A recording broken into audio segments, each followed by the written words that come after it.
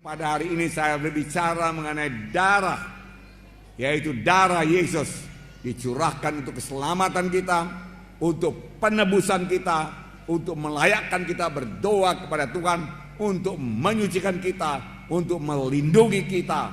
Saudaraku, semua itu terdapat dalam darah Yesus, saudaraku. Untuk kesembuhan kita terdapat dalam darah Yesus. Karena tadi saudaraku memang firman Tuhan berkata oleh bilur-bilur Yesus, kamu sudah sembuh. Haleluya.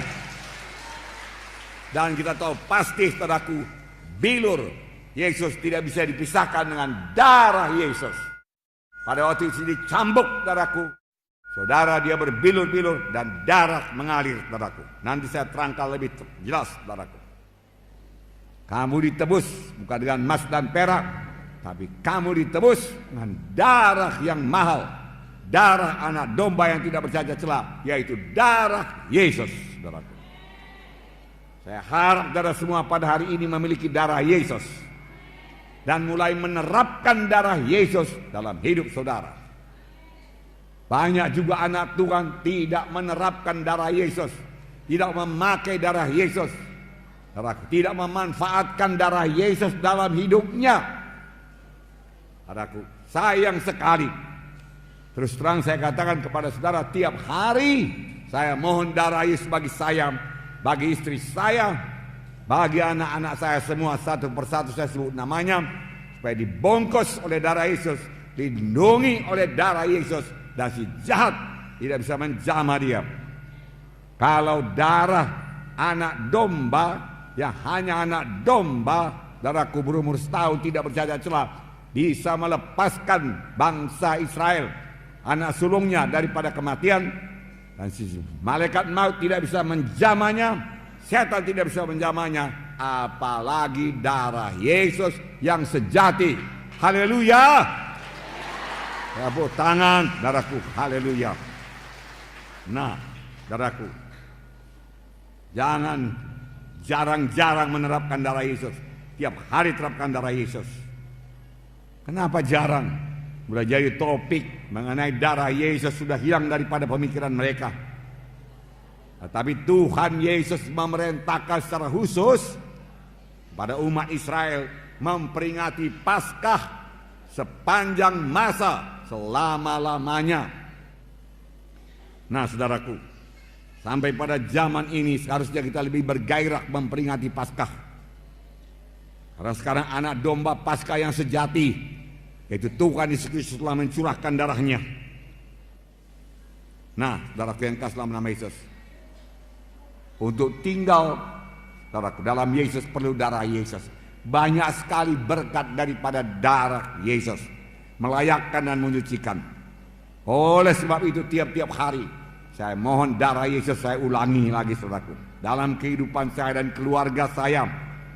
Dan ini membawa berkat yang besar bagi keluarga kami, perlindungan Tuhan yang teguh, sehingga setan tidak berkuasa menjamah kami. Dengan darah Yesus kita bisa bersekutu intim dengan Tuhan. Dengan darah Yesus kita disucikan, dan kita dapat masuk hadirat Tuhan. Ku masuk ruang Maha Kudus dengan bersalut darah Yesus. Maka Bapa di sorga, Tuhan tidak bisa menolak kita, karena dia adalah darahnya yang kudus. Saya tidak kudus, tetapi darah Yesus mengkuduskan saya, saudaraku. Lalu kita sampaikan doa kita. Kita layak buat berdoa, masuk dalam ruang Maha Kudus. Pada waktu Yesus mati di kayu salib, saudaraku, tirai dalam bait Allah terbelah dua dari atas ke bawah, yang memisahkan bilik suci dan bilik Maha Suci. Bisa masuk bilik Maha Suci, bertemu dengan Allah Bapa dengan bersalut oleh darah Yesus. Jalan lain tidak ada. Haleluya saudaraku. Inilah kuasa darah saudaraku. Saudaraku yang kasih dalam nama Yesus. Dan firman Tuhan berkata, jikalau kamu tinggal dalam aku dan aku dalam kamu, mintalah pada apa saja yang kamu kehendaki, aku akan berikan kepadamu. Tinggal dalam Yesus dengan darah Yesus melayakkan kita. Dan firman Tuhan tinggal dalam saya, tinggal dalam saudara, terutama mengenai darah Yesus. kita mengerti, dan kita percaya, dan kita terapkan dalam hidup kita, saudaraku, mintalah apa saja yang kamu kehendaki, maka kamu akan memperolehnya. Saya sudah minta kepada Tuhan keselamatan jiwa-jiwa pada malam ini, kesembuhan jiwa-jiwa pada malam ini, mujizat Tuhan terjadi pada malam ini. Haleluya, saudaraku. Dan Tuhan akan mengabulkannya. Tuhan akan mengabulkannya. Haleluya. Tepuk tangannya meriah, saudaraku. Haleluya. Terima kasih Tuhan Yesus. Haleluya Tuhan. Terima kasih. Terima kasih Tuhan. Tuhan membedakan umat pilihannya dengan bukan umat pilihannya. Ada 9 tulah yang menimpa tanah Mesir sebelum tulah yang ke-10 yang membebaskan dia daripada perbudakan Mesir. Tulah pertama, air menjadi darah. Kalau sekarang kita buka keran, keluar darah. Kalau sekarang kita gali sumur, keluar darah. Kalau begitu kita pergi sungai Deli jadi darah. Ke sungai Babura jadi darah. Darah, saudaraku. Bau sekali, saudaraku. Mana-mana, saudaraku. Tentu sangat susah, saudaraku. Nah, ini jadi di tanah Mesir. Firaun berkata, oke, berangkat kalian, berangkat. Tapi lenyapkan dulu darah ini. Lalu Musa berdoa, saudaraku, berubah kembali jadi air. Datang tulah kedua, yaitu katak memenuhi tanah Mesir. Katak memenuhi tanah Mesir, bukan ulat bulu ya. Katak, di mana-mana katak, tempat tidur katak. Saudara buka peti es, katak, saudaraku. Saudara angkat, saudaraku, tudung saji, melihat makanan, dalamnya ada katak, saudaraku. Saudara mau tidur, ada katak, saudaraku. Katak di mana-mana, saudaraku. Di ruang tamu ada katak, saudaraku. Katak. Firaun berkata, berangkat. Ya, saya bebaskan dari katak ini. Katak mati semua, saudaraku. Bau busuk memenuhi tanah Mesir. Itulah ketiga nyamuk yang sangat banyak. Bahkan debu menjadi nyamuk di tanah Mesir. Firaun masih meraskan hatinya. Tulah keempat lalat pikat. Tulah kelima penyakit sampar pada ternak. Firaun meraskan hatinya, tidak bisa pergi. Tulah keenam bisul, saudaraku. Bisul. Dokter juga kena bisul, saudaraku. Semua kena bisul, saudaraku. Bisul di mana-mana. Wah, luar biasa, saudaraku. Saya belum pernah melihat yang seperti ini, saudaraku. Juga tidak bisa bebas. Tulah ke-7 hujan es. Tulah ke-8 belalang. Tulah ke-9 seluruh Mesir gelap gulita. Gelap gulita, tangan tidak bisa dilihat, saudaraku. Begitu gelap gulita, saudaraku. Tibalah tulah yang ke-10 yang membebaskan bangsa Israel, yaitu kematian anak sulung dari manusia dan binatang. Tuhan menyuruh malaikat maut menjalani seluruh tanah Mesir. Di mana saja rumah, di mana tidak ada tanda darah, saudaraku, saudara, ada kematian. Apakah Tuhan tidak bisa membedakan yang mana bangsa Israel, mana bangsa pilihannya dan bangsa Mesir? Tentu saja bisa. Tuhan kenal semuanya. Tapi mengapa Tuhan menyuruh sembelih domba Paskah? Karena Tuhan mau mengajarkan satu prinsip keselamatan, saudaraku, prinsip kebebasan daripada kematian. Prinsip untuk beroleh hidup yang kekal, yaitu melalui darah. Diajarkannya kepada bangsa pilihannya melalui darah anak domba. Dia mau mengajarkan penebusan hanya oleh darah, keselamatan hanya oleh darah, kehidupan hanya oleh darah. Darah anak domba, saudaraku. Nah, saudaraku, Tuhan memberikan perintah khusus, dan sepanjang mereka mentaatinya, mereka bebas daripada kematian. Yang menentukan hidup atau mati, darah anak domba. Haleluya. Sampai sekarang yang menentukan keselamatan saudara ialah darah anak domba Allah yang sejati, yaitu darah Yesus.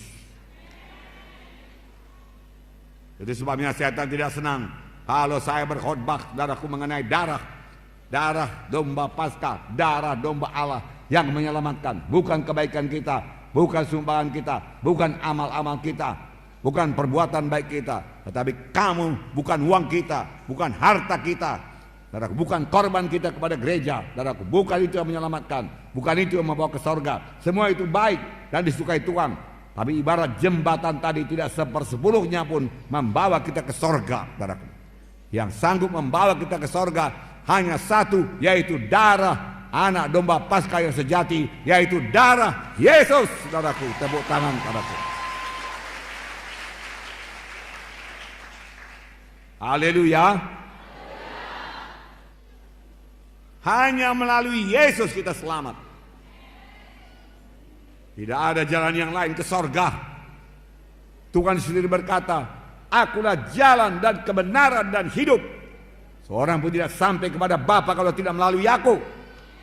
Hanya Yesus jalan ke sorga. Haleluya. Miliki Yesus pada hari ini. Terima darah Yesus pada hari ini. Haleluya. Haleluya. Ucapkan apa yang saya ucapkan. Haleluya Tuhan Yesus. Pada hari ini saya terima darah Yesus untuk menebus saya. Tiap-tiap hari saya terapkan darah Yesus untuk melindungi saya dengan salutan darah Yesus. Si jahat, setan iblis, kematian tidak bisa menjamah saya. Saya percaya Tuhan, hanya Yesus jalan ke sorga.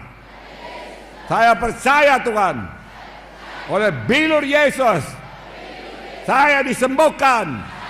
Haleluya. Tepuk tangan saudaraku. Haleluya.